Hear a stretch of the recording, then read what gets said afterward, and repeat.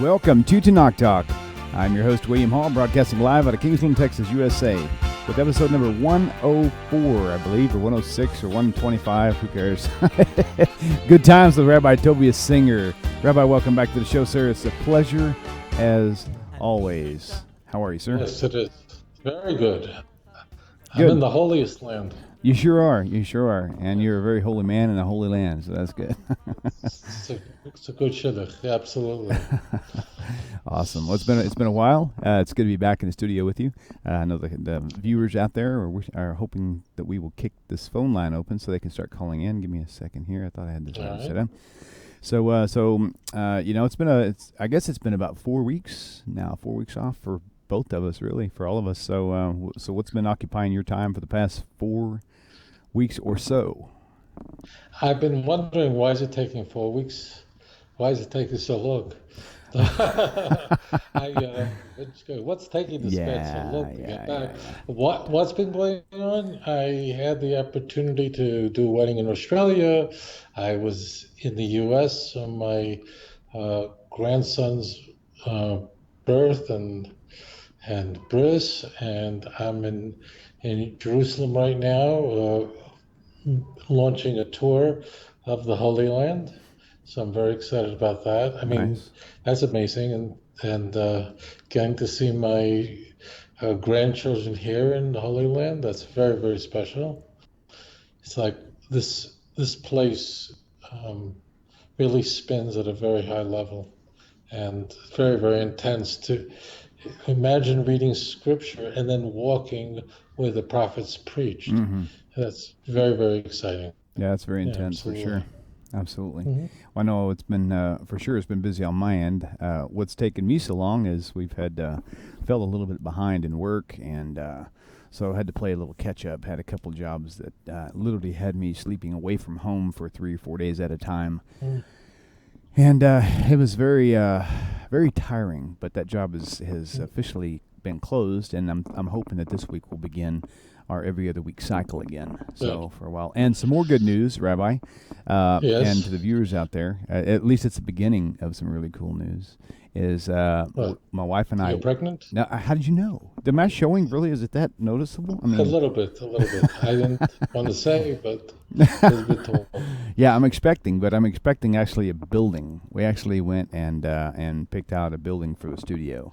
I was going to try to build it, which I could do, but if you calculate all the lost time from work that I'd be taking off to actually build this building, whatever it be, 2 or 3 weeks or whatever, that lost income plus the amount of money that would pay for that, it's almost close enough to justify saying, the heck with that, we'll buy a building. You pay payments on it. It's like it's sad though, because you buy a $10,000 building and it winds up costing you $22,000 if you pay it out. But hey, you know what? The payments are low enough where they're manageable, and donations are just enough to probably pay for that in the internet. So we're going to go that route. I'm going to start working on it as soon as it gets here in about 3 or 4 weeks. Start putting wiring and electrical and insulation and sheetrock and all this other stuff, and hopefully we'll be in the studio within the next 3 to 6 months. That'd be nice. We'll see. Brilliant. So Hashem willing. So the ball is officially rolling. So Baruch Hashem. Okay. Yep. You know what? I said let me log in, and I actually didn't do that. Let me see. I'll do that right now. So yeah, there's been a lot of. I saw a video you would just love to see. It was a mechanical voice, I guess, to kind of cover the identity of the person recording it. But it was a video recording of the false rabbi, and it had you on there. I couldn't get past the first 60 seconds. They're basically saying all these claims you're making about Christianity and stuff is all false. It's all made up from you and all these other people. And so I had to humor it, so I clicked on it, and I couldn't get past the very first thing they said, and I was like, these people really do not read their Bible at all, because otherwise, if they did, they wouldn't. That video would have never made it to start with. So I just thought it was kind of funny. A lot of other people had some pretty interesting educational comments toward the video producer that I thought was kind of entertaining. So okay, here we go. Shut up, William. I got to get this typed in here. Can't multitask too well, I guess. We'll see if that does it right there. And we are officially signed in. Phone lines are open, and I hope they come to the right channel. That would be nice if they do. And 855-952-4253. If you're on the go, that's 855-95 Bible. So write that down or remember it, so that way when you're visiting Hawaii and you're drinking your margarita on the beach and you want to tune in to TORAH Talk, you just remember the number 855-95 Bible. So, all right, Rabbi, I'm going to pull up a question, unless the phone rings. If the phone rings during this question, then I will actually divert to the actual caller, and then we'll pick back up on this question a little bit later. There's actually several of them here. Let me just get the right screen up here. Oh, I'll close it out. I've got to pull it up on my Facebook questions. One moment. By the way, people, if you want to send a question in, actually, there we go. That's our relief right there. So let's catch this. But if you want to send a question in, if you're going to email a question, you can do that. But the chances of us getting to it are like 1 in probably 10,000. Not really so bad, but it's pretty hard. So if you really want to guarantee to get your question answered, you need to call in just like our caller. Caller, welcome to the show. Please tell us your name and where you're calling from. Shalom Aleichem, William and Rabbi. Aleichem Shalom. Show. And I'm calling Jacob from New York. Oh, very good. Good. But you guys are aware, I've noticed there's a lot of these people calling themselves Karaites on YouTube, and I guess maybe they're like kind of self-proclaimed. I'm not really sure. It's like a new movement that seems. At first, I was kind of negative towards some of these people, but now I'm starting to realize maybe I was wrong.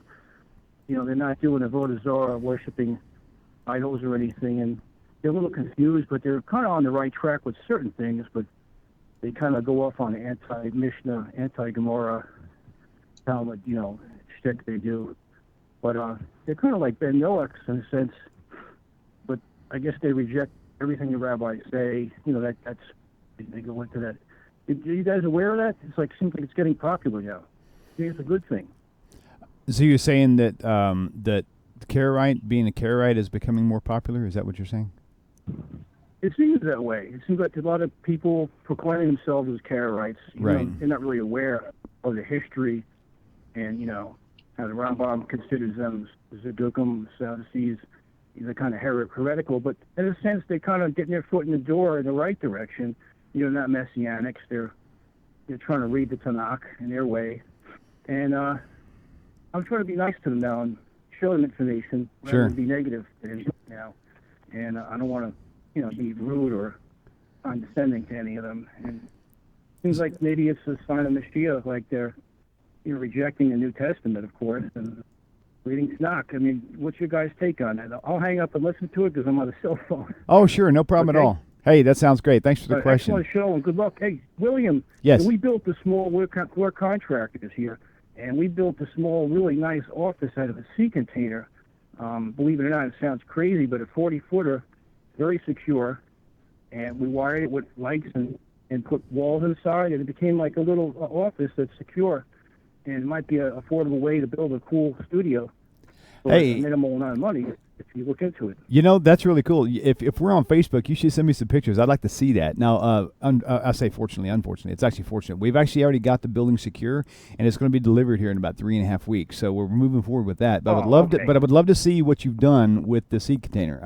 I love seeing stuff like this. Yeah. Send me some pictures. Well, we do work like in Brooklyn and other areas where you have to really be seriously secure, lock your stuff. It's like steel.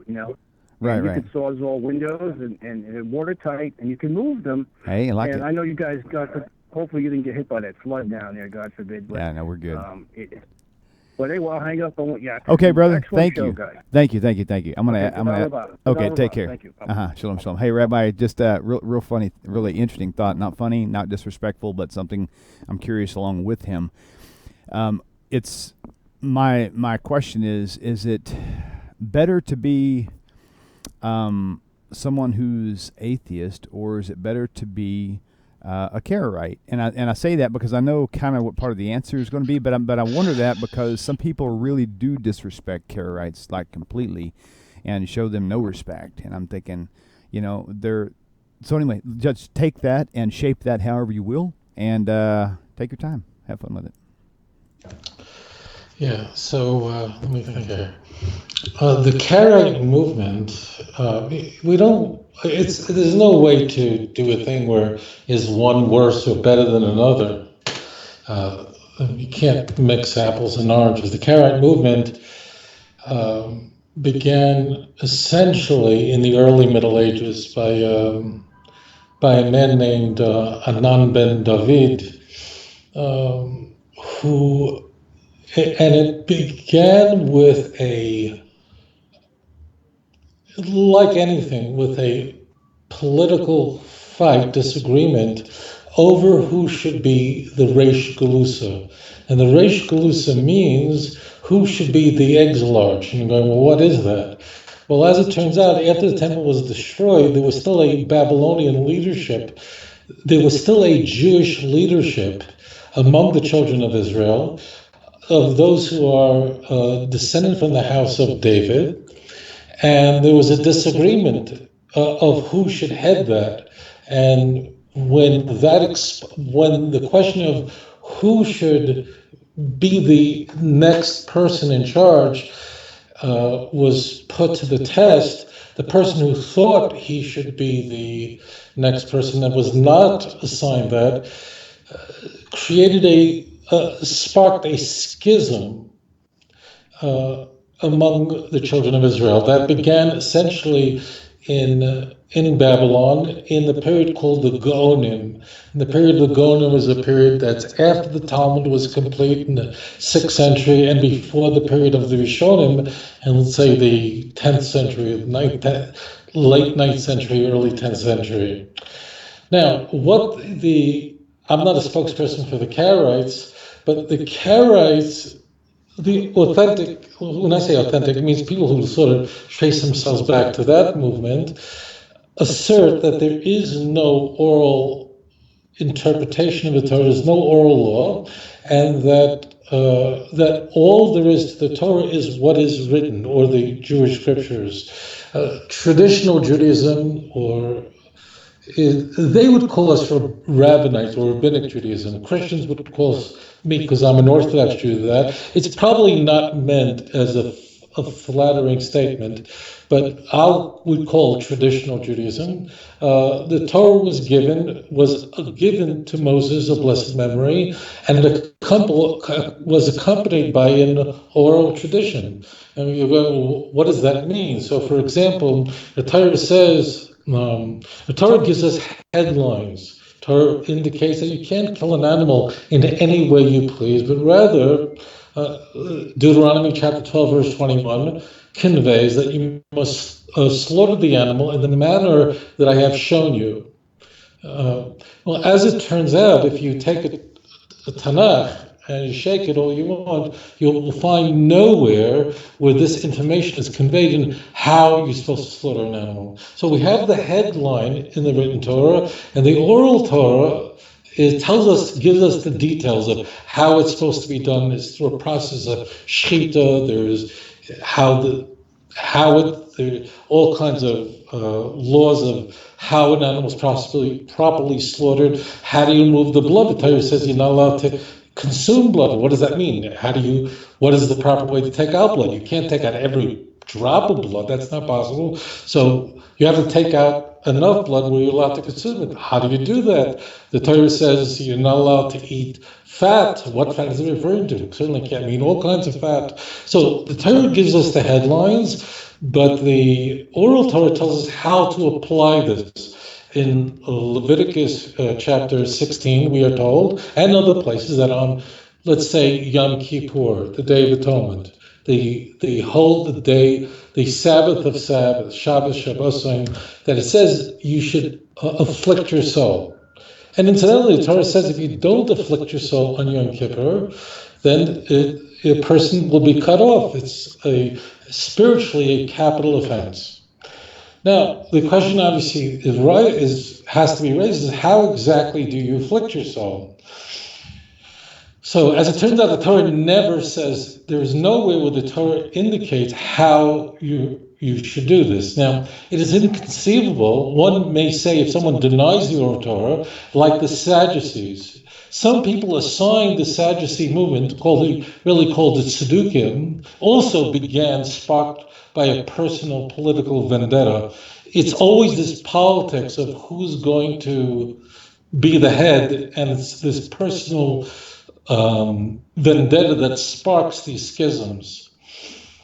So it says it nowhere in the Torah of how you should do this. You can't claim that it's up to you to think about what you think. It's some subjective way of afflicting your soul, because the Torah says that the penalty for not afflicting your soul is to be cut off from your nation. It's essentially a spiritual capital offense that therefore can't be subjective, because if it's subjective, then no one can be accountable. A person going to say, that's not what I thought was afflicting my soul. I mean, does afflicting yourself mean that maybe you should do what Shia Muslims do on Ashura, where they whip themselves and scourge themselves? What does it mean?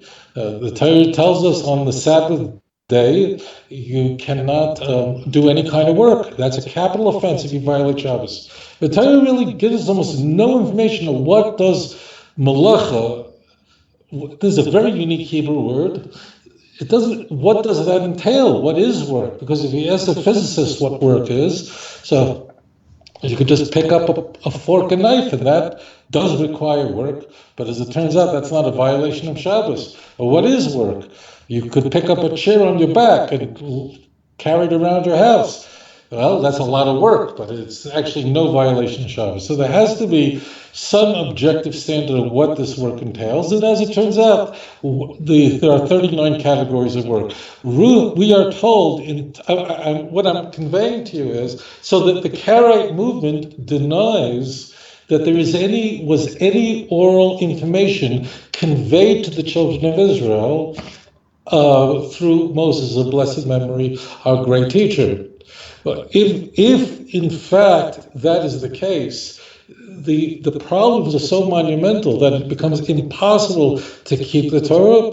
Christians don't understand this, and former Christians don't get this, because if you never try to keep the Torah, then you'll go, well, you don't need an oral law, it's all there. That's because you never tried to. In fact, the Karaites had to put together their own tradition, because it became impossible for Karaites to actually carry out the Torah. Karaites are certainly not Christians by any means. Karaite comes from the word kra, which means scripture alone. Rejecting the oral Torah from the Karaites' position is very important, because it means denying the authority of the sages who convey the oral Torah. So there is often, when there are schisms, when there's a personal vendetta against the leaders of the Jewish people, we'll call them rabbis. It's not a biblical term, Tanakh term, but we'll use it because it's conventional. If you want to say that I'm against the leaders of the Jewish people because I hate their guts, the one thing you'd want to say is God would never endow them to orally convey over spiritual, eternal oracles. But what the Karaites would have to do is, for instance, what did they do? Well, traditional Karaites, meaning people who trace themselves back to Babylonian Jews or Jews from Egypt or Turkey, have their own method of slaughtering an animal. And in fact, a traditional Karaite, not those who are like website Karaites, I'm talking about Karaites they actually have their own method of slaughtering an animal. It's similar to a traditional Jewish method, but in fact, a traditional Karaite would not eat kosher food slaughtered by me, because they have their own method. So they had to develop their own oral law, and they would refer to it as a tradition. The Karaites run into monumental problems. How the Torah tells us clearly that there are certain peoples that cannot convert to Judaism, cannot join the children of Israel, namely Moabites, for example. A Moabite can never join the Jewish people. Now, we don't know who the Moabites are today.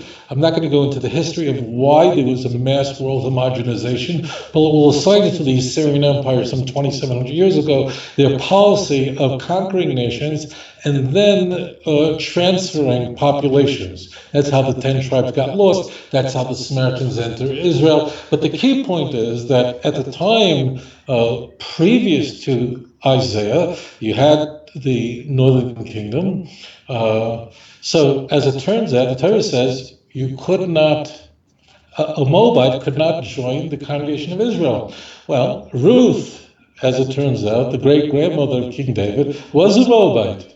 So how was she able to join the children of Israel? And not only was she able to convert to Judaism, but she was the great-grandmother of the single most popular individual in Tanakh, and that's David. And you're going, how do I come to say David is the most popular? Well, as it turns out, if I ask you a trivia question, whose name appears more frequently in the Jewish scriptures than any other, you might say Moses. Moses' name appears throughout Tanakh 770 times. I'm sure some Lubavitchers just got excited. But as it turns out, David's name appears well over 1,000 times in Tanakh, more than any other. And he is the great-grandfather of the Mashiach. He is the one with whom God made a covenant in 2 Samuel chapter 7. Through him would come all the Davidic kings until the Mashiach himself, until the Messiah himself. Well, how could David even be a Jew? His grandmother was from a lineage that's condemned. Now, without the Oral Torah, you're done. You're fried. So that's the schism. That's essentially a schism. You'd have to go to a Karaite to present the other side, but I have a whole chapter in volume 1 on the Oral Torah. You couldn't even read the Torah without the nakudot, the vowels, because the Hebrew language is a consonantal language, and meaning the original Hebrew did not have vowels. We see now vowels in many printed works, but those vowels were created in what are called the nakudot in the early Middle Ages. Without them, you couldn't even read the text. I couldn't go on and on and on at this point. Moreover, you see that the prophets made open references to what is the oral tradition. Jeremiah speaks about the prohibition of carrying in and out of your house in Jeremiah chapter 19. In Nehemiah, in the book of Nehemiah, Jews had come to the land of Israel. A little context, and they were not the most religious Jews when they came to build the second temple. Some 42,000 Jews come from Babylon at the command of Cyrus, and later reaffirmed by Darius II, the Persian. And they're largely not very religious Jews. And they're failing to keep laws like buying and selling on the Sabbath and so on, and you'll find this in Nehemiah chapter 10, chapter 13, and the question is, what is the basis of that prohibition of not buying and selling on Shabbos? So you find Daniel praying 3 times a day, and he risked his life, read Daniel 6, to pray 3 times. That's oral law, that's not written law. So therefore, the written Torah is pregnant with oral Torah. I want to make a point about ex-Christians. I don't think I'm going to offend anyone. Ex-Christians have I retract that. Frequently, people who are ex-Christians are troubled by an oral tradition. It bothers them. It's something I don't think I've ever said live on air. But people who were evangelical Christians and then leave it and embrace the Jewish faith as Noachide or considering converting to Judaism often are repelled by the oral tradition because they were raised as Christians. They were told by their pastors, by men, what to believe and what is God. And they felt the whole thing was untrue. That at some point in their adult life, they realized that they were astounding problems with what they were being taught. So to ex-Christians, there can be an aversion to anything outside of Scripture. And therefore, this idea that the original authentic Judaism is a written law without an oral law could be very, very appealing to the ex-Christian. For one reason is because there's a trust issue. How do I trust rabbis again? And that's why you have to go back into the text. And I dedicate a lot of time to this. But ex-Christians really sometimes struggle with this, but they're going, I don't see this in the text, and I'm really tired of trusting people, because I trusted people for 40 years of my life, and I found out the whole thing was a lie, and now I just want to see what the Bible says. And that's why when I respond to this point about the Oral Torah, I always make reference to what is in the written Torah, that is explicit, not only that the written Torah conveys commandments that presume that you know what the Torah is making a reference to. When it says, don't do any work on the Sabbath, or afflict yourself, just to give you an example. Or phylacteries, what does that look like? And we discovered phylacteries in Cave 4 of the Qumran caves that date back 2,200 years. 24 phylacteries were discovered, and they are identical to the ones that we use today. And that means that the Jews never made this stuff up. That means if we go to the discoveries that were made in Qumran beginning in 1947 and subsequently in, what we find is that everything we dig up is the oral law is everywhere. It's everywhere in the Christian Bible. I'm not going to go into it now, but I have a chapter on this in my book as well. It means everything we're seeing, whether we look at Tanakh, the Oral Torah is kept throughout, is discussed throughout. Even rabbinic traditions such as fasts. A fast, let's take fast. You find it in Zechariah chapter 8, verse 15. Where does it talk about fasting in the 5 books of Moses? But we're told in Zechariah chapter 8 that in the Messianic age, the fast days, including Yom Kippur, which will be the fast of the 7th month, will be turned into days of joy. What is Zechariah presupposing? That you understand. Zechariah is presupposing that you know there's a fast on Yom Kippur. Well, where is that in the 5 books of Moses? And you see the exact same thing in Isaiah 58. I'll never forget this. I was speaking to a Christian, not a Karaite, a Christian missionary, and he said, well, the reason we fast on Yom Kippur is nothing to do with the Oral Torah. It's in the written. It says it openly in the book of Isaiah, chapter 58. There's a reference there that on the Sabbath of Sabbaths, that this is a reference to the Jews fasting. Huh?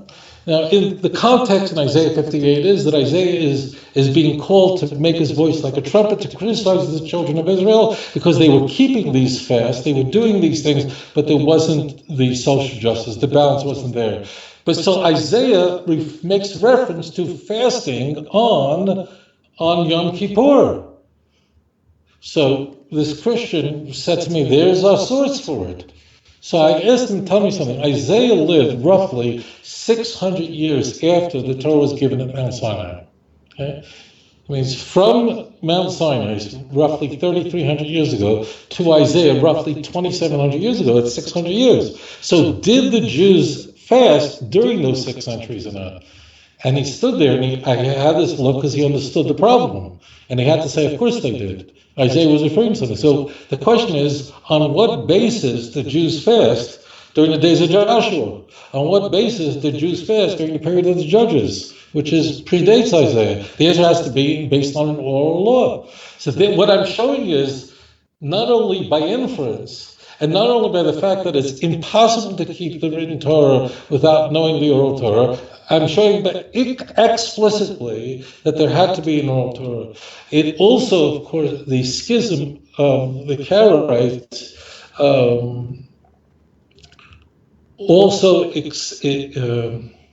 the schism of the Karaites demonstrates what happens when there's a personal fight and how dangerous it can be. But as it turns out, the Karaites maintain Jewish traditions, but they can't explain it. Like, they don't say God's name when they're reading from the Torah. Even if you went into, let's say, a Karaite synagogue in the land of Israel or in Turkey, and they're there, they don't pronounce the name of God when they're reading the Torah. The question is, on what basis don't they? They say, Shema Yisrael, Adonai Eloheinu Adonai Echad. That's what they say. They don't say, pronounce the tetragrammaton. Now, there are some guys in America who do that. Okay, I want to make that point. But the traditional Karaites don't do that. The question is, on what basis they don't do that? Now, we know from the oral tradition that you don't do that. But if you read the basic text, it says, don't take God's name in vain. What name is that referring to? Is it every name? And what does in vain mean? And how come Jews don't pronounce that four-letter name of God during prayer? That's not in vain. Without an Oral Torah explain it, but the Karaites wouldn't dare define it. But they would ascribe other reasons to it. So but that's the Karaite. That's what the Karaites are. It is a tragedy that emerged that this schism was created. It is a relatively small movement. There was a lot of contention over it. Today, it's on the internet that it's big. In reality, to some great extent, the war is over. It means there was a real battle over this. But today, it's on the internet. You might think this is a huge movement, but that's not relevant. That's the difference between them. So I hope that answers your question. They're not like the Sadducees. Like the Sadducees denied any afterlife. The Sadducees were, for the most part, Hellenized. But it's true that the Sadducees denied the Oral Torah for sure. The Sadducees were a priestly caste that was an elite caste. We see that the Essenes, from what's called the halakhic document, were a version of Tzdukim, of Sadducees, who were actually responding to the Oral Torah in an ancient document. But I'm probably going into an area that's way too sophisticated, way beyond the scope of this show. Right. But that gives you the sense of it. Thank you for that question. Cool deal. Okay. All right, we'll go ahead and move on to this next caller. Caller, please tell us your name and where you're calling from. Yes, this is Barack from Southeast Missouri. Hey, welcome to the show. What's the question for Rabbi? Yes, my question is, what is the purpose of, I believe it's called the mezuzah? I've seen them in a Judaica shop in a synagogue that I've been attending in St. Louis, and I just, I've never asked what they were for before. Gotcha. So are you're not Jewish, right? I'm in the process of converting over. Cool. I attend my second conversion class today, actually. Awesome. Okay, cool. We'll let Rabbi take this away. Thanks. Yeah, so it's always best to go to the Bible. The Torah tells us in Deuteronomy chapter 6 that you should take these words and you should make them for a sign on your doorposts.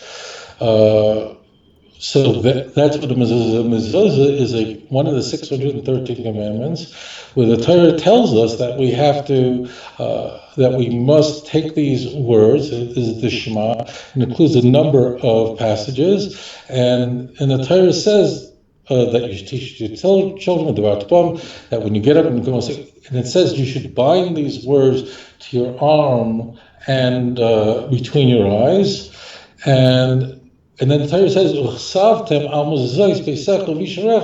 and you should write them on. You should write these words on a mezuzah, which is a signpost on your gate. So the Torah, we have a commandment, and that's Deuteronomy chapter 6, verse 9. So the answer is the mezuzah is a commandment to inscribe the central creeds of the Jewish people on our doorposts as we're going in our house. That means it should always be in the forefront of our mind, the commandment to hear as the Lord is a God, the Lord is one, that we are to submit to the one God and no other God, and the Almighty is the one who took us out of Egypt. So the Almighty, blessed be His holy name, didn't just create us, but He was the God of history who's in our lives, and we're always aware of it. And traditionally, not only Jews, of course, put the mezuzah on their doorposts, but we do affectionately, this is a custom, we actually will frequently kiss it as we walk in and out, constantly keeping our mind in the forefront of our mind, and kissing it is a demonstration of affection for these sacred words. But it's a mitzvah, one of the 613 commandments in the Torah. Wonderful. That's about as clear cut as you can get. All right, well, let's move on to the next caller. Caller, please tell us your name and where you're calling from.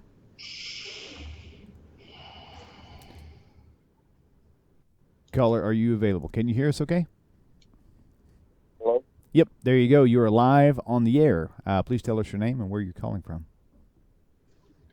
Rodney calling from Indiana. Rodney from Indiana?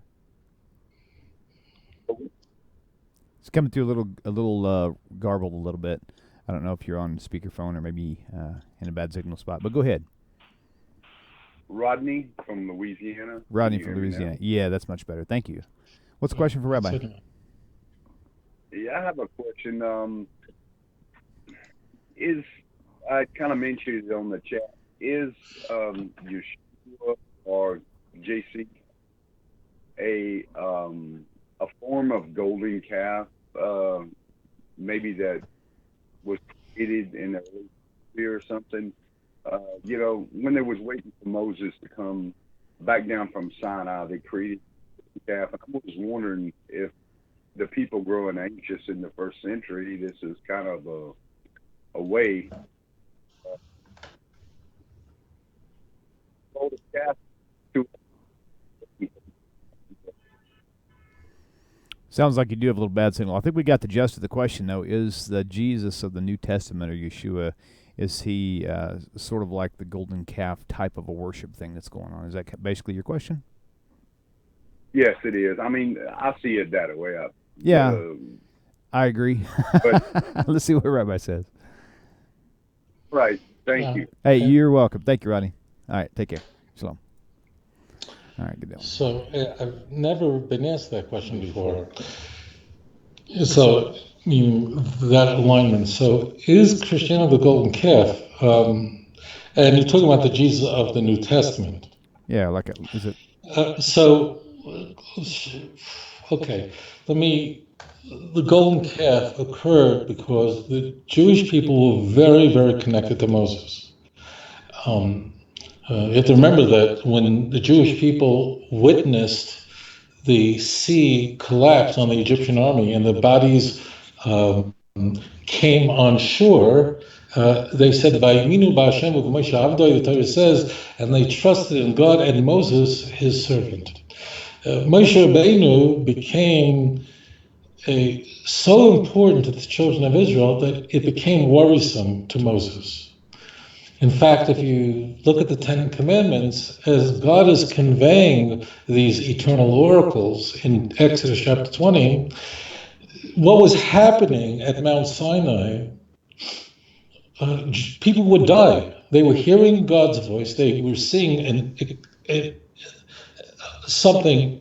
It was smoke and fire, but the whole experience was overwhelming for them. And overwhelming is an understatement. They literally, their souls would depart from them, and they couldn't take it because they were experiencing prophecy. And they actually turned to Moses and say, look, and I'm paraphrasing here, but I encourage you to read it. They said to Moses, look, we know now, we've heard God's voice, we know that you are speaking on God's behalf. Why don't you convey the rest of it to us? And Moses did, but he was reluctant. He actually asked them, why are you so afraid? So, why are you frightened? That's what he said. So he wasn't comfortable with the fact that they relied on him to such an extent. Moses' concern would create a huge problem, meaning his concern was on target, because when Moses went up to Mount Sinai, the Jews miscalculated, not all the Jews, we would find out later it was only 3,000 Jews, because those are the ones who were put to death, but a number of Jews miscalculated when Moses was to return, and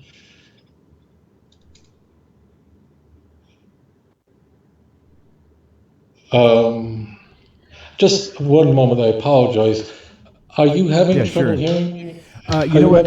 I am getting some feedback that it sounds real echoey, and it might be because you're in that room with a different microphone, just a bare room like that. Can you hook up your lapel mic? No, my lapel mic is not feeding it. It's this mic here. That's okay. It's okay. It's still manageable. It's just different than normal, but you're good. You can continue that. All right. Just wanted to get that out of the way. All right, good. Thanks. All right. So what ultimately happened was the Jewish people built the golden calf and it turned to an enormous catastrophe. The golden calf essentially was there to replace Moses, whom they thought died. Okay? But now there were among the Jews, I apologize for giving a complicated answer because the question is fusing things together. There was a mixed multitude among the children of Israel that said, "This is your God who took you out of Egypt." And it's clear because they're saying this is your God rather than this is our God. So now, when it comes to, let's go to Jesus. Now, how does this connect? This doesn't really connect at all to Jesus. The Jesus of the New Testament is a developing Jesus. You have different Christologies of who exactly Jesus was in the Christian Bible. How you can have an adoptionist version of Jesus, that Jesus was a ordinary person, not born of a virgin, nothing unusual about his birth, nothing worthy of mention about how he was conceived, and that would be Mark's understanding of Jesus, and that would what we call an adoptionist Christology. We're therefore introduced in the book of Mark following the incipit as an adult, where he is informed by a voice from heaven that you are my son. On this day I begotten you. So Jesus discovers that he's chosen by God at his baptism. So that's one Christology. So when you say, what is the New Testament Jesus? It's not the same, because Christianity is developing very rapidly. We have the last gospel, and that's the Gospel of John. So if you date Mark to, let's say, 70, John, let's say, to 95, the Christology of John would be an incarnation Christology, much more, I want to say, improved Jesus, a much more divine version of Jesus. He's not divine in the book of John. I mean, he is not the same as God created the heavens and the earth, but he is already something that was created. Not just, he wasn't just being born of virgin wasn't good enough for John. It's not mentioned in John, but rather he was created somewhere in the distant past, this logos, which we find in the prologue. But he is still completely subordinate to the Father. So that's a wide spectrum of who Jesus is in the New Testament. Who he is not is what Orthodox Christianity would today present Jesus as. Now, I'm using the word Orthodox in quotation marks because those who were Ebionites, those who rejected the teachings of the doctrine of the Trinity, also considered themselves Orthodox. And when I say the word Orthodox, I'm talking about the people who eventually won out.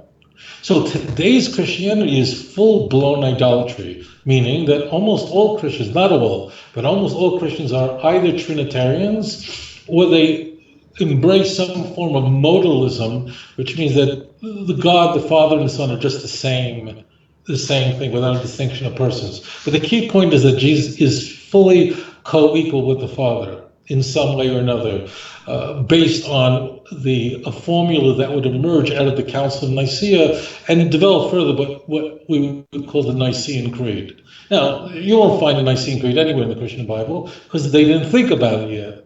So it's hard to answer the question, the Jesus of the New Testament. Is it Paul's idea of who Jesus was? Is it Mark's, whoever wrote the book of Mark, is it his idea?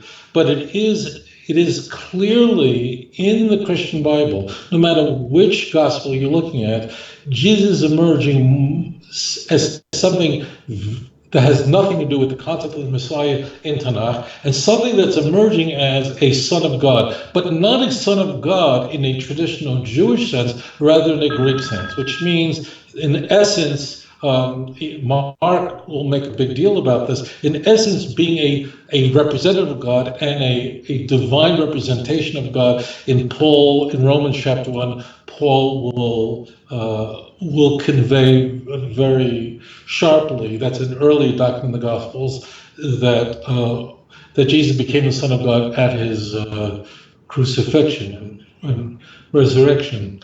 So the key is that, yes, Christianity in the first century is shooting towards Athens rather than Jerusalem. The earlier Christians, who no doubt rejected all this stuff, their Christology is not, they lose.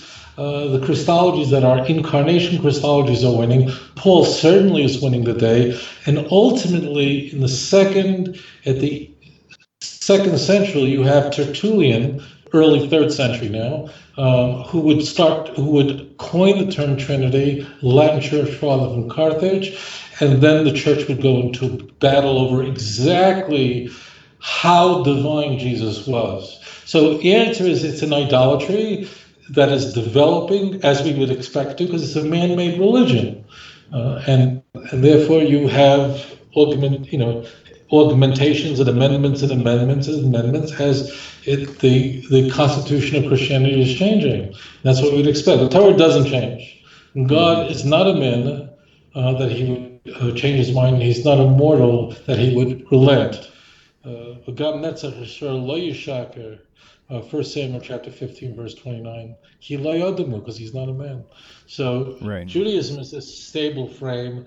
So you can, yes, absolutely. Jesus becomes this mediator, and that's a term that Paul would use, that there is one God and there's one mediating between, there's one man, there's one mediating God and man, and that's Jesus Christ. So you see, Paul is not up to what we would consider a Trinitarian belief, but Jesus is an intermediary. This is the danger that brought on the golden calf. So it's this intermediary idolatry that ultimately would lead to the complete debasement of the church and fall into a spin. And that's a tragedy, and it's a self-inflicted wound from which the church never recovered. And please God, we don't wish that anything should happen to Christians, but only that they should repent and turn back to the God of Abraham, Isaac, and Jacob. But thank you for your question. I think it was kind of expressing more of like how similar the golden calf was to, because it's like, they reached out to a calf to worship God with. They wanted to worship God in their own way. And that's what Christianity is doing. So the similarities are very striking. But yeah, I see what you mean. Okay, good deal. All right. Oh, man, we had a caller, and they hung up. Okay, caller, here's the deal. When you call in, you need to be prepared to wait. So when you call in, you'll hear Rabbi talking, and it could take 5 minutes. It might take 25 minutes. So just call in, be patient, and then we'll get to your question. We're going to move forward to another question now. I'm going to put the phone lines back up on the screen again. If the phone rings, then we'll take the caller. Otherwise, we'll just kind of read off what I've got here on. Let's see if I can find it here. I wasn't prepared because usually get so many calls. All right, so there it is right there. Okay, so I'm going to go with this. There's one that's kind of long. I'm going to go with the simpler one for now. Are the biblical Magi, the 3 wise men, mentioned anywhere in the Hebrew Scriptures? Is that concept anyway like connected to Judaism? No. Next question. No, I'm just kidding. Let me just make it clear. Go ahead. Actually, as it turns out, the Magi you find in it's completely unique to Matthew's infancy narrative, which is very different than the only other infancy narrative found in the book of Luke. When I say different, I mean different. It's beyond the scope of this question. As it turns out, it doesn't say anywhere in Matthew, even in Matthew, that there are 3 Magi. There's no number given for them, but this is nowhere found in the Torah. The source for Magi, so that in the King James renders it as wise men, but the Greek word is really, so the word is a Latin derivative, and the Latin derivative is really a Greek derivative, but the Greek actually is not where it starts. That word actually you could trace back to a Persian word that refers to the Zoroastrian, which is a ancient Persian religion, a dualistic religion, and how they refer to their priestly caste. So that's where it comes. This is full blown. This comes from the world of idolatry. This does not come from Mount Sinai. It's nowhere found in the Torah. But the key is that we are told in Matthew a story of these Magi, or as they're called in the King James, we'll just call them wise men. But what we encounter in Matthew is an infancy narrative where these people are coming from the east, presumably from, what is modern day Iran will definitely be the east. The idea is that they're following a star. And incidentally, the Zoroastrian priests were noted for their ability to read the stars and to be able to perform magic and perform rituals based on the reading of the star. So that's where Matthew is dipping into. He's not dipping into anything holy. And the key, the rub of these individuals is they're not Jewish. And they're following a star that's apparently moving slow enough for them to follow. It's a kind of magic star, and the star is bringing them to Jerusalem, to Herod's palace, and it stops over the Herod's palace. We're told in Matthew chapter 2,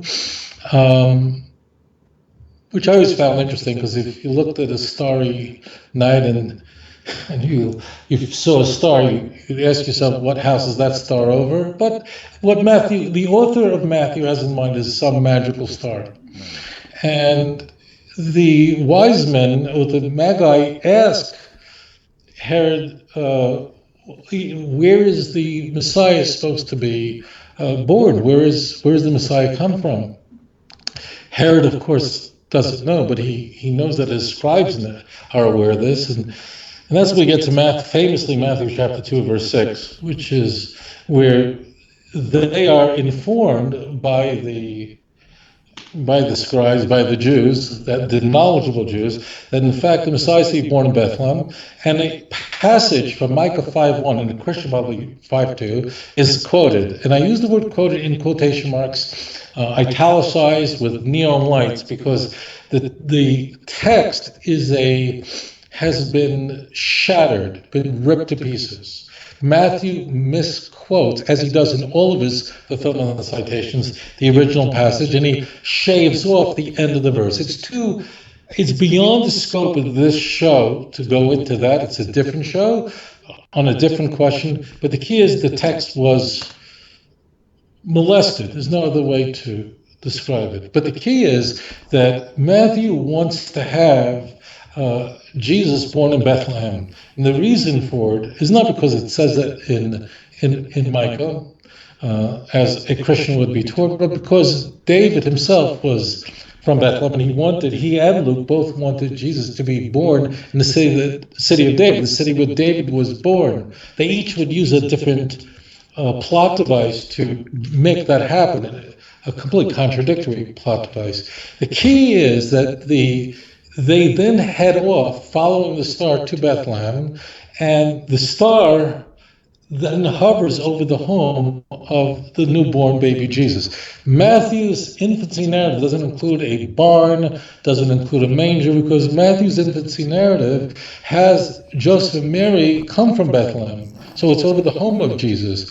And the key point is that that's when they visit Jesus, and that's where all that takes place. But they are alerted by an angel not to go back to the east after bringing gifts to the child and basically worshiping the child. They're told not to use the same route that they came, but to go another way, because Herod is going to kill the child.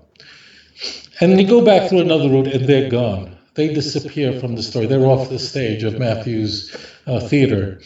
The question, of course, is, I just want to add this in here, is why does Matthew have the Magi go to Herod's palace? What does that add to the story? Means if the star is a magic star that knew where Jesus' home was, and clearly, as Matthew tells the story, the star does know, because all they're told is the city that Jesus is born in, the Messiah is born in. They're not told which street he lives on, what his house number is, so why stop off at Herod's palace? And the answer is, this is already a setup. The setup it's a contrast already between the Jew and the Gentile in the Christian Bible. If you want to know why Christians hated the Jews, they weren't crazy.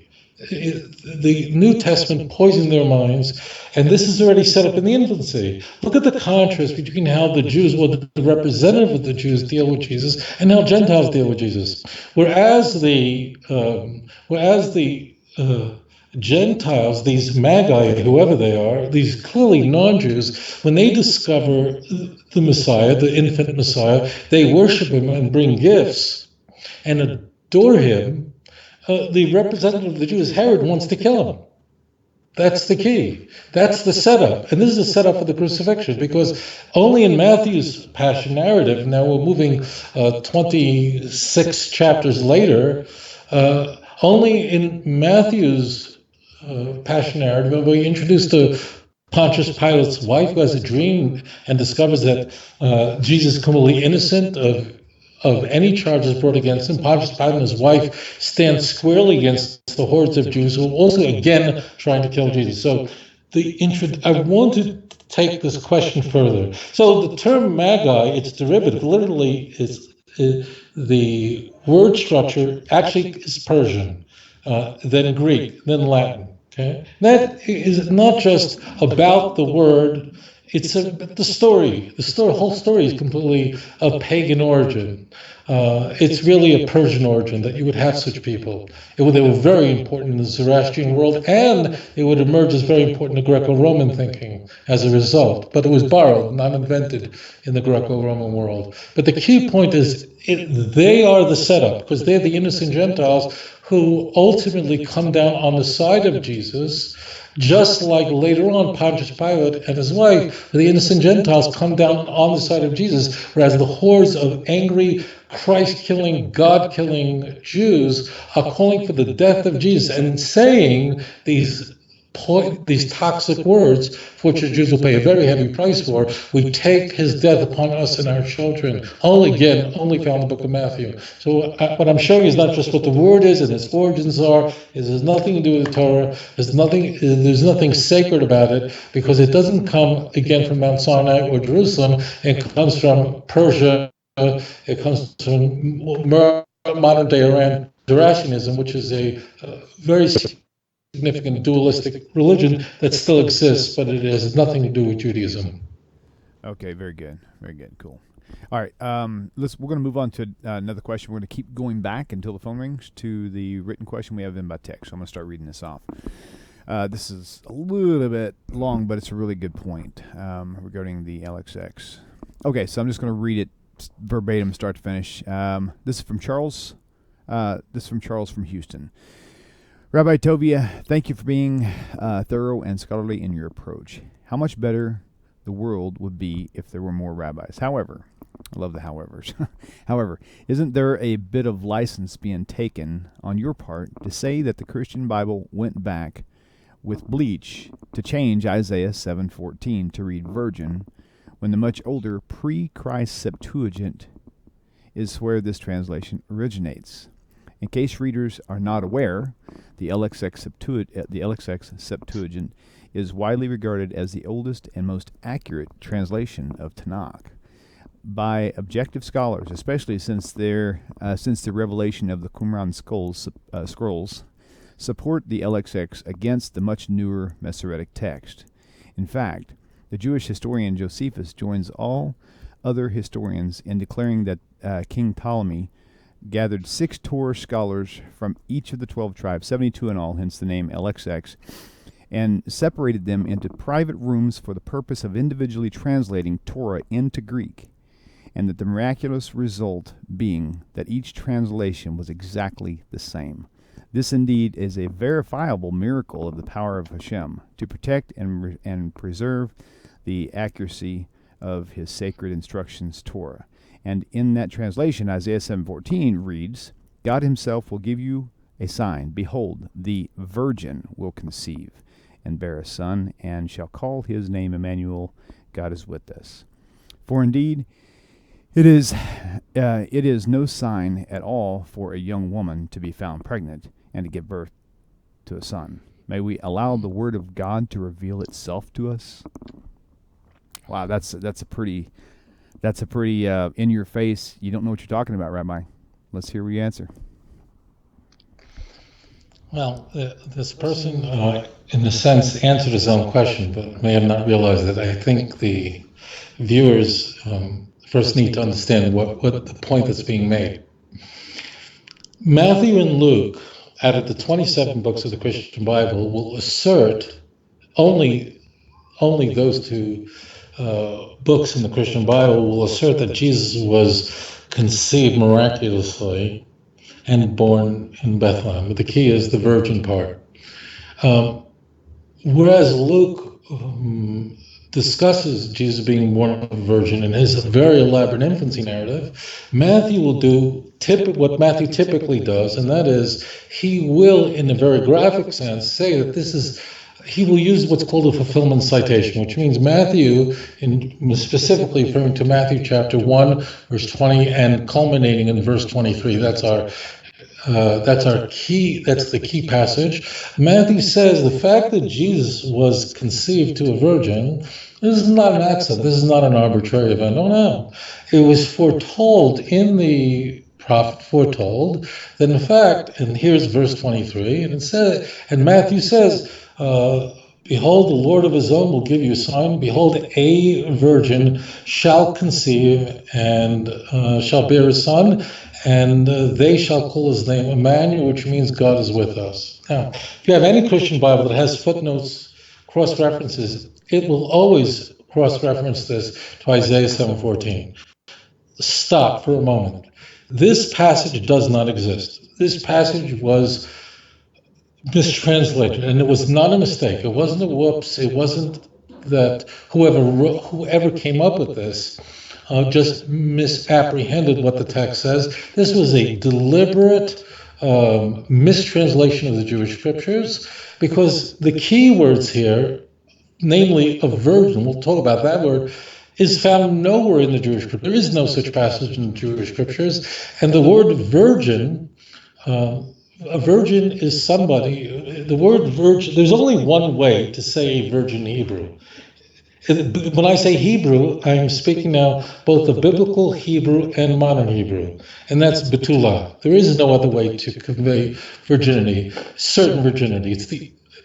And the key point here is virginity is conveying one thing, and that's sexual history. It has nothing to do with a person's gender or a person's age. It means that this person never slept with anyone.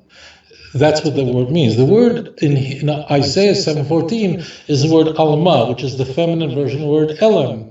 And this word doesn't mean a virgin. This word means alma, means a young woman. Ha-alma has the prefix, the definite article, means the young woman, the young woman. As it turns out, it is young women that have babies and not old women. So if it fits perfectly. If Isaiah wanted to say virgin, he knew exactly how to use the word, because the word betulah appears in the book of Isaiah 5 times. A very popular word in Tanakh where virginity is very important. Isaiah doesn't use that word, and Matthew changes the book of Isaiah, and he not just changes the word, he renders the word alma as a virgin, but he takes out the definite article. The text says that the woman's already pregnant. He makes it into a future prophecy. She will conceive. Actually, his horror means she is with child. It actually says v'karas, means she will call his name Emmanuel. But Matthew can't have Mary call Jesus Emmanuel because she never does. So Matthew will change it. They will call his name Emmanuel. I don't want to get into all that because I'm going to confuse you.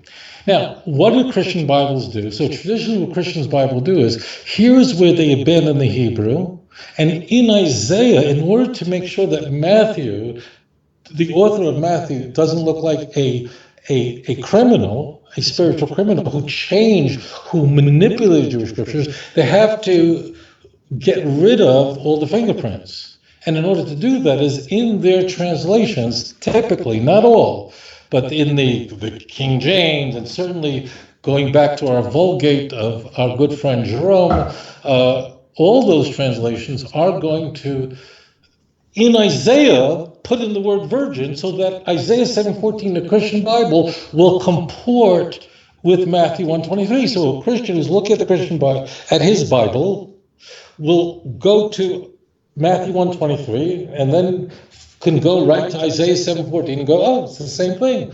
Isaiah says virgin and Matthew says virgin. So the point is that the Christian Bibles clean it up, meaning they protect Matthew, they create a barrier for Matthew so that Matthew is not can't be charged with textual misdeeds. I want to make a notation here. Not all Christian Bibles do this. There are Christian Bibles that are more honest, and certainly modern Christian Bibles, like the New Revised Standard Version, the New English Bible, they all reject this nonsense, and they will right there smack. If you go to Isaiah 7:14, they will admit that the word is young woman, it's not a virgin, and they translate it that way. I don't want you to think every single Christian Bible in the world does this, engages in this kind of manipulation. Some of them distance themselves from this practice, but this is the pervasive practice in almost all Christian Bibles in the world. Now, question is, how do Christians respond to this? How do they deal with this? Because if the text in Isaiah doesn't say virgin, but it says a young woman, which with no reference to virginity, then Matthew lied. Whoever wrote the book of Matthew changed the word of God, and therefore the book of Matthew can't be holy, and the whole Christian religion stands or falls on the credibility of the New Testament. And if the first gospel is a liar, then the whole church collapses. So of course Christians can't live this way. Now, when I say Christians, I don't mean your average Christian that you meet. These people are good people, generally speaking. It's the doctors of the church that did this. So what did they do? They changed the text. The word alma, just to make this point further, means a young woman, meaning it's the feminine with the hey at the end. There's also a masculine version, an LM. An LM is a young man. And for example, King David, famously, he's called an LM, same word, just in the masculine, in 1 Samuel chapter 17, verse 56, and chapter 20, verse 22. Same word that's used there. Was David also a virgin? And how come the Christian Bibles never render 1 Samuel 17, verse 56, and 20, verse 22 as that David was a virgin? It instead calls him a lad, a strapling, whatever it is. A young man, call him a million things. They'll never call him a virgin. Why didn't they change 1 Samuel 17 and 20? The answer is because it had no Christological implications. And of course, it's ridiculous saying that David was a virgin. Just to explain this point to you. Okay, now, here's where the next part gets in. That at first sounds like an interesting point. And what the argument Christians will make is the one that you've heard this fellow make. If I didn't give this introduction, you wouldn't understand it. What Christians will say is, well, when was the Jewish Bible first translated into a foreign language? So the answer will say is the Septuagint, or in Hebrew is the Targum Shibim, that was essentially a translation rendered by Jews, learned Jews, some 2,200, let's say 2,300 years ago, where great learned men, according to this tradition that the fellow quoted, they will tell you, translated the Bible into the Greek language. And strangely, if you go to Amazon and you order a Septuagint and you look it up, or it's available online because the copyright's over, it will say in Isaiah 7:14, the Greek word that will be employed there is the word Parthenos, which means a virgin. So the argument is, you see that this old translation, which according to Josephus, this is the argument, and to what's called the letter Aristide, but we're not going to get into that, and other sources, was really almost miraculously produced, this translation, and there they're using a word that says virgin, meaning Parthenos in Greek. Now, the truth is, I don't want to go off the thing, but the word Parthenos doesn't necessarily mean a virgin in Greek, particularly at that time. You could see Dina's, after she was raped, was called that. But I want to just stay at the point. The point is this whole thing is complete nonsense. First of all, how could any translation, before we even go to the point, how could any translation be superior to the original? That's nonsense. That means, how could any person say that a translation is superior to an original language? If you're a lawyer, you know what the law of best evidence means. You learned that in your first year of law school. The law of best evidence is really simple. And that is that the original contract, the original document, has to be superior to any translation that's presented to a court. And a court will throw out any translation. If the original text was written in English, and someone brings in a Spanish translation that differs from the original, they say the Chinese translation is irrelevant. Well, what does translations are Who cares what a translation says? If the Hebrew is the word of God, then the Hebrew is the word of God. It doesn't make a difference if they put in there, if an orangutan, it doesn't make a difference. But the real stupidity is the fact. Excuse me, I didn't mean to call this individual stupid. The foolishness of this is that, in fact, the original Septuagint was not of Tanakh, of the Jewish scriptures, but only of the 5 books of Moses. And this questioner actually said this, but because he probably was copying and pasting it from somewhere. And that is that the original Targum Shivim, this translation from the Hebrew into Greek, put together by 72, we'll call them rabbis, or learned men, was only of the Torah, only of the 5 books of Moses, only the law of Moses. And if he looked again at his sources, he would see that Josephus says it was the law of Moses. The same thing is in the letter Aristide, where it comes from. It's only the 5 books of Moses. What I just said is not controversial, which means that no Christian scholar would argue with this. Now, your Sunday school teacher will all tell you this.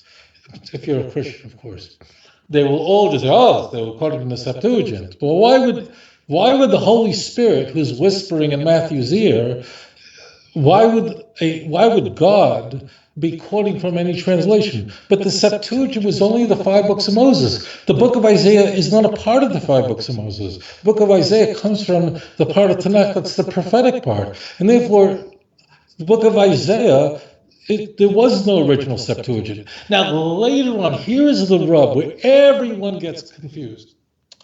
And that is that subsequently, there was a translation done, let's say 2,250 years ago, of the 5 books of Moses into Greek. That translation was done for Ptolemy, and it was put in the library in Egypt.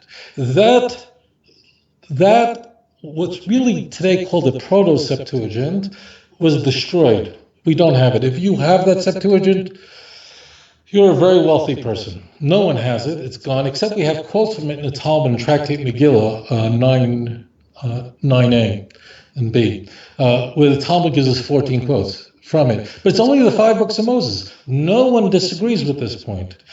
When people say virtually all scholars, when this fellow just said virtually all scholars agree with this, I don't want to be insulting, but it's just crazy, just insane.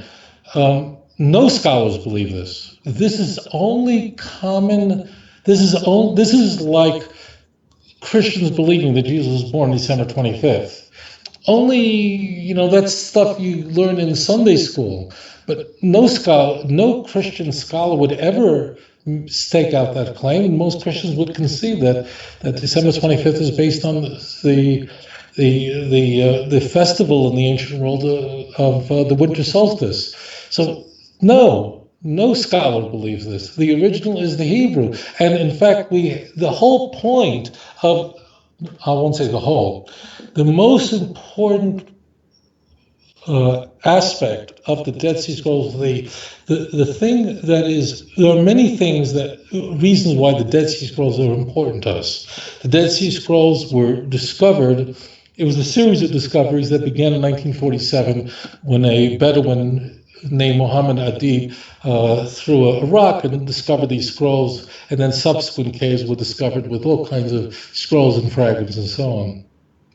There are many valuable elements that we discovered from the Dead Sea Scrolls, but most importantly is that the Tanakh, the Jewish scriptures that we have today, and every book except for the book of Esther was discovered are intact. The Jews didn't change it. They're not corrupted. We have the Isaiah scroll, which is on display. You could go online and see every single fragment, every single scroll online. And the Hebrew word there is Alma. It's not Betula. So, Jerome, I encourage you to read Jerome's Introduction to Chronicles, where he says explicitly everything that I'm sharing with you. Now, what happens, this is what gets everybody in trouble.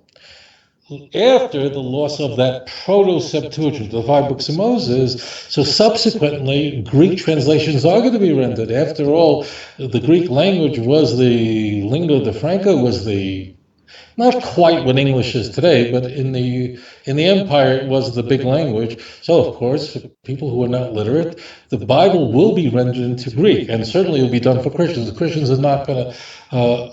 Christians did not read or speak Hebrew. Certainly by the time you get to the 2nd and 3rd century. Origen, however, was fluent in Hebrew. Origen was really quite a brilliant 3rd century, we'll call him a church father, scholar, and so on, wrote. Origen was the one who would most contribute to what you find in today's Septuagint. And what they did was, when producing Greek translations of the Bible, they would put the Christological words in their Greek translation, meaning to comport with Matthew. And therefore, in the Isaiah 7:14 of the Greek translations, that's not from what those learned rabbis did, because rabbis never translated Isaiah. They only translated Genesis through Deuteronomy. These subsequent Greek translations, they put in all these Christologies to make sure that Matthew is covered.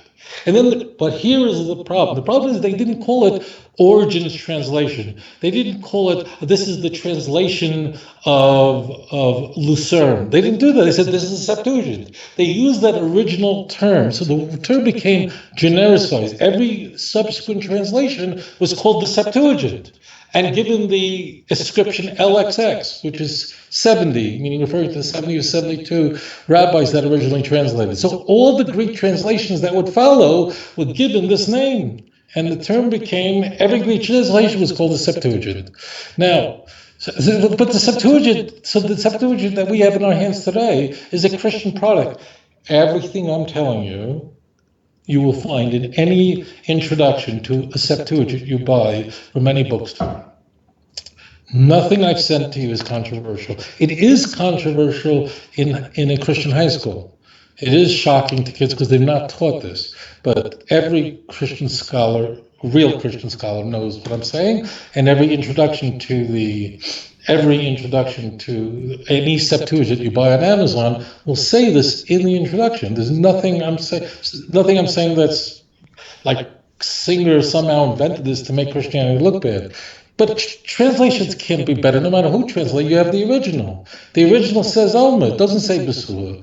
Over. In fact, we have in Proverbs very clearly, in Proverbs chapter 30, look at verse 19 and 20, you see there explicitly that we have an Alma, Derek Geva Alma, the way of a man with a woman, with a young woman, and it describes her as a complete adulteress, that she is compared to a snake that means when she commits adultery, it leaves no sign of the fornication that she committed, just like a snake that slithers over a rock, just like an eagle that flies through the sky. After it passes through the sky, it leaves no trace, just like a ship passing through the sea. So is the adulterous woman. She washes herself. I didn't do anything wrong. So there, clearly, here's an explicit reference to the word Alma in Tanakh, written by Shlomo HaMelech, by King Solomon of blessed memory, a great prophet, and there the word Alma is talking about someone who's an adulterous woman. So therefore this is complete nonsense, and the only credible text is the original text, the Hebrew. Now what he does is he again slips in again. I don't think this person is insincere. In fact, I'm sure he's not. This is routinely taught this way. When he says that all scholars know this, no, not at all.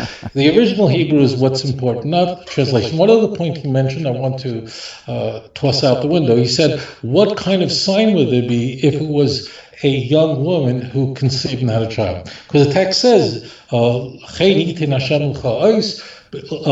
behold, the Lord himself will give you sign. Behold, the young woman is with the child. Now, his argument is, if it's just a young woman who gets pregnant and has a child, so that's natural. It happens 5,000 times every minute. There's no miracle there. What's the sign? There's no miracle. But if it's a virgin who conceives, that's a sign. Because after all, what virgins don't conceive? So again, this is a tremendous mistake. twofold mistake. Mistake is that the conception of the child is not the sign. The sign is rather the maturity of the child. If you continue, which, sorry, if you hate my guts, what are you going to jump out the window? If you continue reading Isaiah 7:14, but then go to verse 15, 16, says, before the child will be eating cream and honey when he knows to reject good and bad. For before this happens, these two kings will be destroyed. The sign is the maturity of the child, not the conception of the child. So, therefore, two, a sign is not necessarily miraculous. It can be. A sign, however, must be something, think for a moment, a sign must be something that you can see. A sign is always something to see. You have a stop sign, nothing miraculous about it, but it's a sign you can see. We find in the Torah, the rainbow is a sign for a covenant that God made that will never bring another flood. There's nothing miraculous about a rainbow. Water particles in the atmosphere, light passes through it, and they become like a prism, break into colors. What's the miracle? None, but it's certainly visible. So sign is not necessarily miraculous. It can be, but certainly doesn't. Sign doesn't mean just something you could see. And think for a moment, think. How could a virgin conception, no doubt, virgins conceiving, although there's something called parthenogenesis, but we'll just toss it out the window. Let's just say that virgins conceiving children would be a miracle. Let's just say that and just throw all this, ignore any scientific. Let's just say that. You can't see it. Stop for a moment. I want to repeat that. If I concede everything to you, you have a big problem. You can't see a virgin birth. I mean, what would it be about a virgin, a baby coming out of the womb of a virgin? How would that indicate to you that you could see it? No one could see it. The only person who knew that she was a virgin would have been Mary. You can't see it. Therefore, you could say that a virgin having a child would be miraculous, but it does not fulfill the fundamental requisite of it being something that could be visually identified. How do you identify that a virgin gives birth? If a woman is giving birth, how do you know that she's a virgin as when the baby comes out? You can't know that. So by definition, a virgin conception cannot be a sign. It could be a miracle. Now, in the pagan world, this was all the emperors, Romulus, the fictional founder of Rome, he was conceived by a virgin and so on. Well, I don't want to get into that right now. The key point is, number one is the sign is not the conception, the sign is the maturity of the child. Number two is a virgin conception would not be a sign. You can't see it. How do you see a virgin conceived? You can't see a rainbow, as an example, Genesis 8. But you cannot see a virgin birth. Who saw it? So what? What would you see? So therefore, it doesn't fulfill. So the answer is all nonsense. The Hebrew is the original, and the Greek is not the original.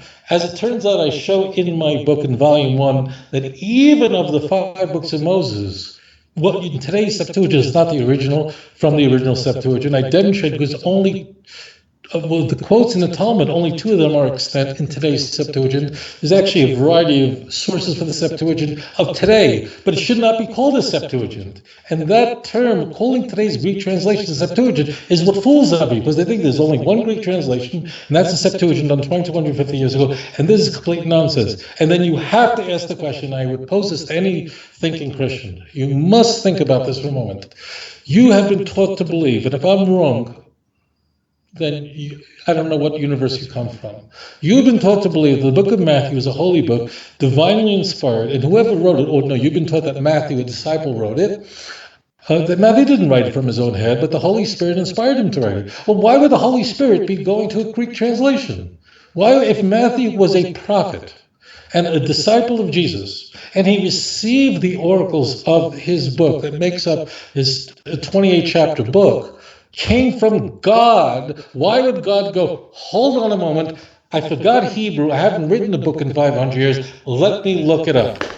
That's crazy. It means, why would God go, let me check, can I just check there's a translation, I want to, and one more point, I don't know, I think I ever made this. I want to say this to evangelicals, I want you to listen to me very carefully. If I asked you, why don't you believe that the Book of Mormon is the Word of God? There are many reasons that you will be that you will offer of why you reject the Book of Mormon. But one of them, not the foremost reason, but one of them is that the Book of Mormon verbatim quotes, 19th century book, is quoting the King James Version, and specifically in the Jacobean English, which means going back to the earlier English of the 16th century, of the 17th century.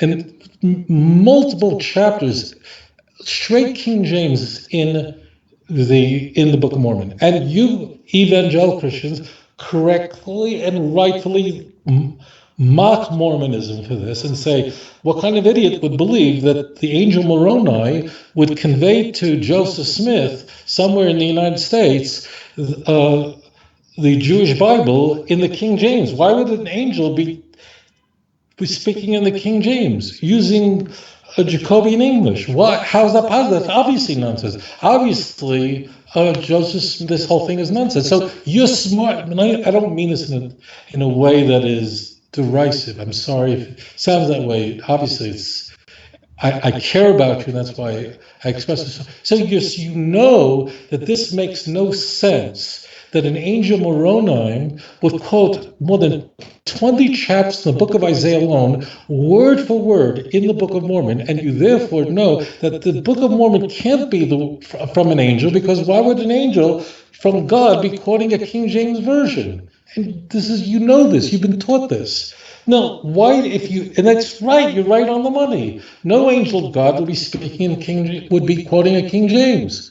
Well, if you are able to use that kind of critical thinking and apply it to your rejection of Mormonism, please consider applying that same great thinking to the Septuagint. Why would God be quoting from a Greek translation? That's nonsense.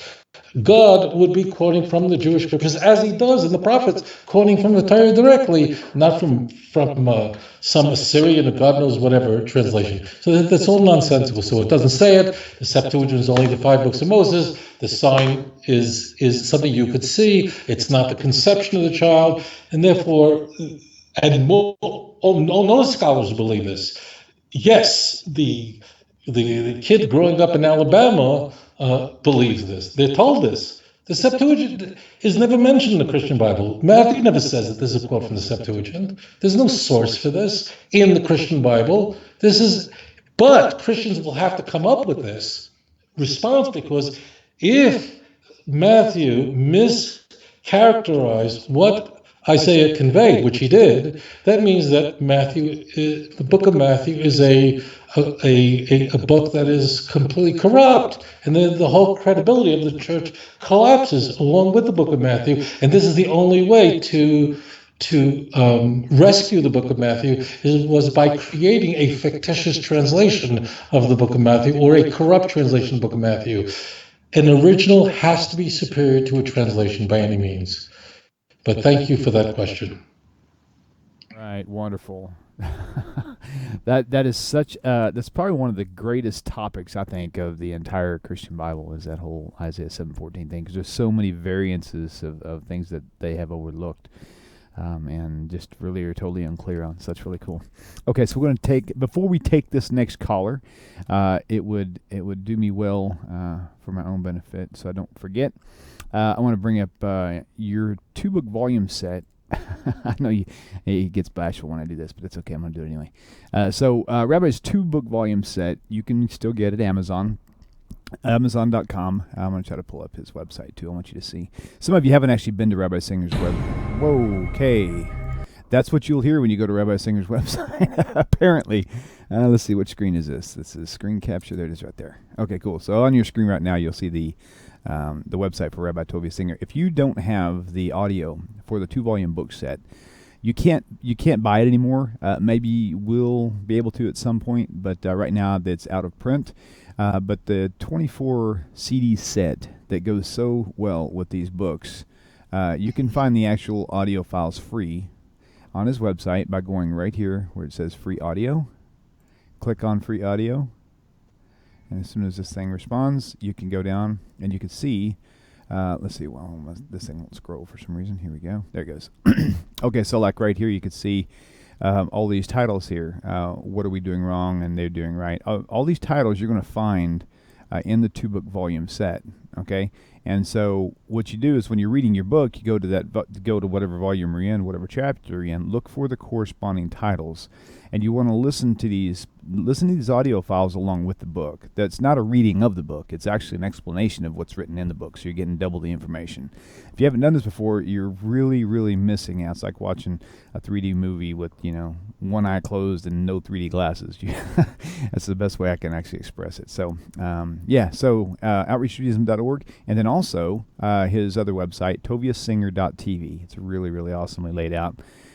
You can see all of his public speaking arrangements, radio shows, small clips that he's created from our shows. And if you're wondering what song he plays at the end of his little modules, you're going to have to send Rabbi. You have to ask that question to Rabbi because he's got the available link on that. So my intro and exit music is always the same. So I get messages from time to time asking what song is played at the end of, which is Don Olam, excuse me. And you can probably let everybody know where they can find that or how they can get a copy of it. But yeah, this is it. This are 2 great websites for sure. And again, you can find the books and CDs. There's also DVDs of his lectures. There's 2-part DVD. There's DVD of the fascinating facts hidden in the Book of Chronicles. Lots of other good stuff there. You want to go to the website or go to Amazon and search these things out. So, okay, Rabbi, this will be our last question for the day. So, caller, please tell us your name and where you're calling from. Yeah, this is Rodney from Louisiana again. Yes, sir. I don't mean to call you a second time. Oh, that's okay. Go ahead. You got another question for Rabbi? Yeah, it's on conversion. Okay. I'll leave it simple on conversion. Is reform or conservative an option? I mean, I don't agree with all their doctrines that they put forth. I'm more along the lines of reform. Not reform, Orthodox. Their belief seems to be more in line with what I'm reading and what I believe.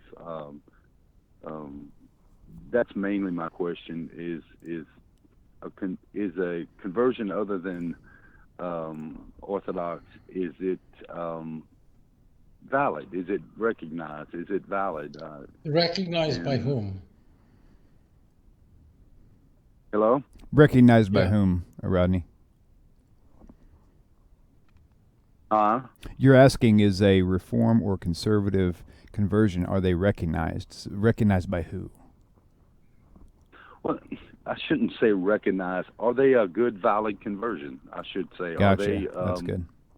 Are they a real, sincere, valid conversion, or it's more spiritually I'm seeking than it is anything else? And I've looked into Rodney, that's good. You explained it well. He's got your question. Thank you so much for calling back in. It's another good question you bring up.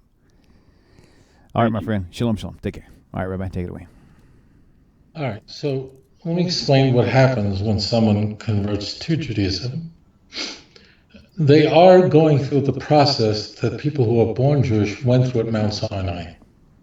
In essence, when the children of Israel were at Mount Sinai, they recited the words Nasa v'nishma, that we will do and we will listen to the Torah, they will follow the Torah. That means it's called Kabbalah Torah. We accept the Torah at Mount Sinai and to perform it. And therefore, when someone is saying, I wish to be a Jew today, you have to do what we did. Now, there are other parts to it. Circumcision for a man. There was a sacrifice of Korban Todah that was brought. We don't have a sacrificial system today, but we immerse in a mikvah. But I don't want to discuss the circumcision and the immersion in a mikvah because the Reform movement uses a mikvah, saying mikvah presumably. And if a Reform rabbi insists on a circumcision, let's just say it's the same thing. The issue is that it's not about the Reform or conservative movement.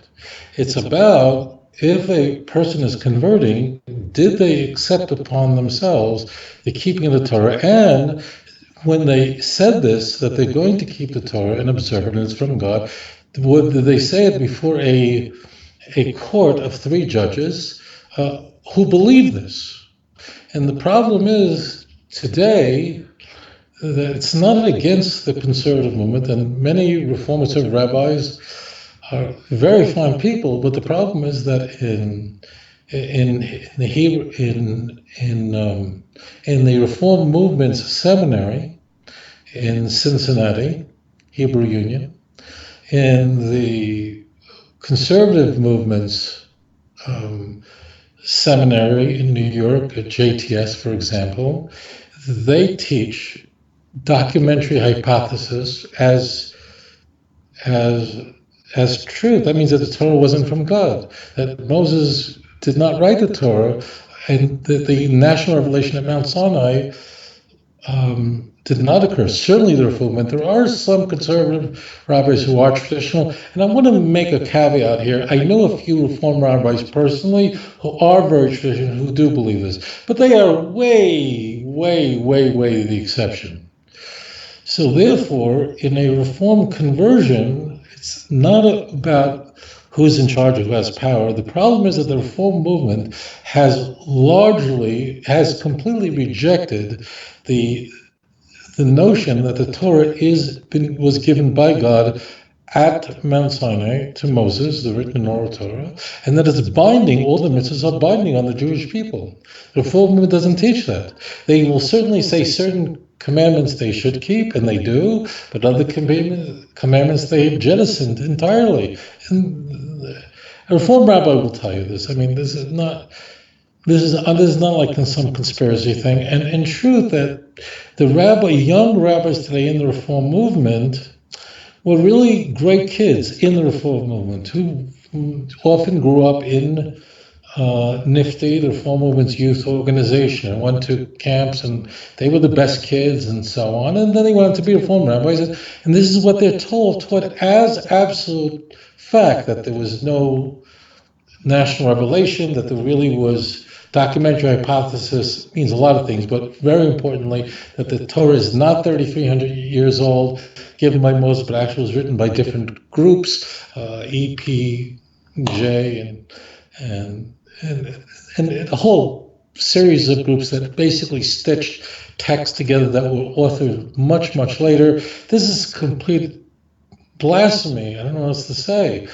That means that if a person denies that the Torah is given at Mount Sinai, then how could you accept upon yourself the Torah at Mount Sinai?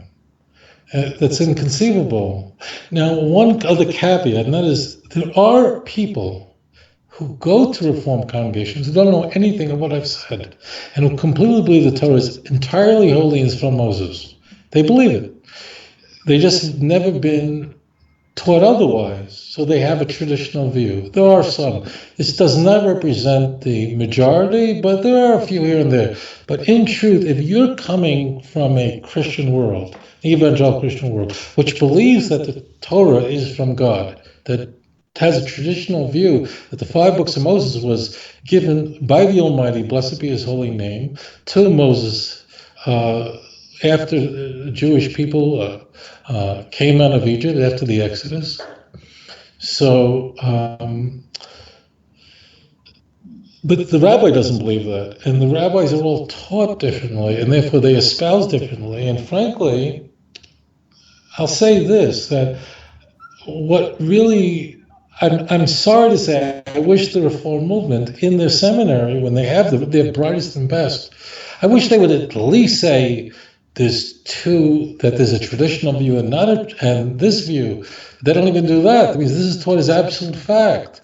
So how could a person convert to Judaism if they reject the most core fundamental belief in Judaism, that is, Torah is from God and Moses is the supreme prophet? So it's not a rejection of Reform, that we don't like the word, we're angry at anyone or anything like that. It's just that the Reform movement has jettisoned this fundamental core principle of Judaism, and although it adopts many nice traditions of Judaism, but if it jettisons the fundamental belief that Torah is from God and does not insist that a convert keep the Torah, then the conversion is not a conversion. That's the problem. The term Orthodox is really a rather modern term. before the Reform movement was created more than 2 centuries ago, that was actually that word was Orthodox, which means just the correct opinion. Was not created by a Jew, but it was just Judaism. But the Reform movement, as a result, the Enlightenment in Germany made changes, and there was a development, but they ultimately rejected the Torah as a God-given document. They would do this in a series of votes, and today the Reform movement, although the liturgy might be very similar to a traditional synagogue, if you're coming from a Christian background and then evangelical Christian background, and you go and get the viewpoint, hear the viewpoint of the Reform movement of the Torah, you will probably flip out and say, what happened here? And that's unfortunate. So that's why I would recommend, not recommend, you should have an Orthodox conversion, meaning a conversion where there is a genuine Kabbalah Torah, which means the Torah is from God, it's binding, it's divinely inspired, it's heaven-breathed, it's unalterable, it's uncorruptible, and it applies to each and every generation. That's the answer to your question. It's not a personal attack against Reform Jews, certainly, who very often, most of what I just said, they're not aware of.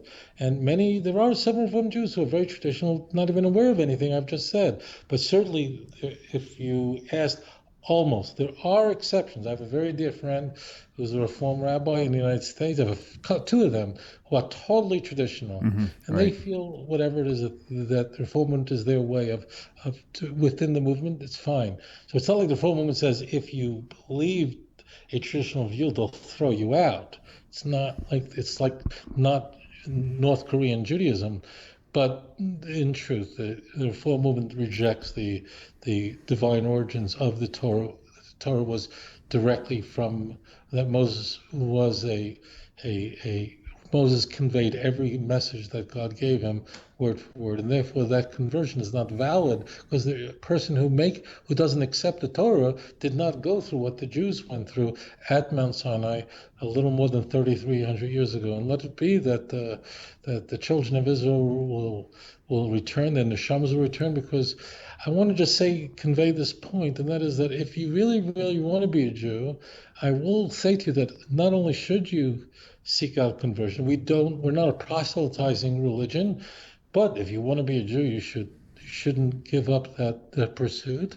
But you should also research your genealogy simultaneously, because it's quite possible that you're a descendant of Jews and are not aware of it, and that's why you are called in such a powerful way to convert, because a person does not have to become Jewish to be right by God.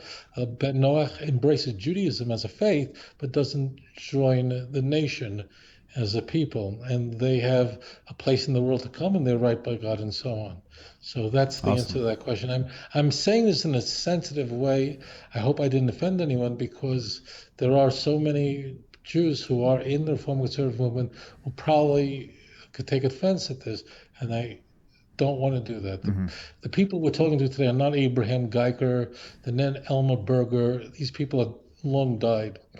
And the young people, the wrong Reform rabbis emerging today are great young men and women, but unfortunately this is what they're taught, and therefore their conversions are not accepted. Right, gotcha. Okay, well, cool. Well, Rabbi, it's been a great show. Thank you for your time. I know it was not exactly the coziest thing for you to have to drop some of your luggage to bring your camera along, so hopefully it'll be a good payoff for you. But yeah, thank you all for tuning in. We will. I'm going to try to stay on a every other week schedule for right now. Once we get the studio fully up and running, it'll be back to every week like it was before. So, and anybody who wants to help jump in on that bandwagon to help me get this baby paid for, hey, you know where to find me. TanakTalk.com, PayPal button, whatever. There's also a Patreon account set up too for those who want to do a reoccurring. So, but yeah, it's going to be here in about 4 weeks. I'm pretty excited to be able to get some electricity and stuff in there and move everything out there, get a happy wife, happy life. She'll have her office back, Baruch Hashem. So I can't wait. It's going to be great. She loves it, though, because she gets to sit in here and listen in. I've got it in the room speaker, so oftentimes she'll come in and just sit and watch you talk and listen to all the good information. And so it's always pleasureful. So, well, thank you all. Thank you, Rabbi. Love you. Love you much. Thank you all you viewers out there. You guys rock, man. We will talk to you guys later. Shalom, shalom. Shalom, Rabbi.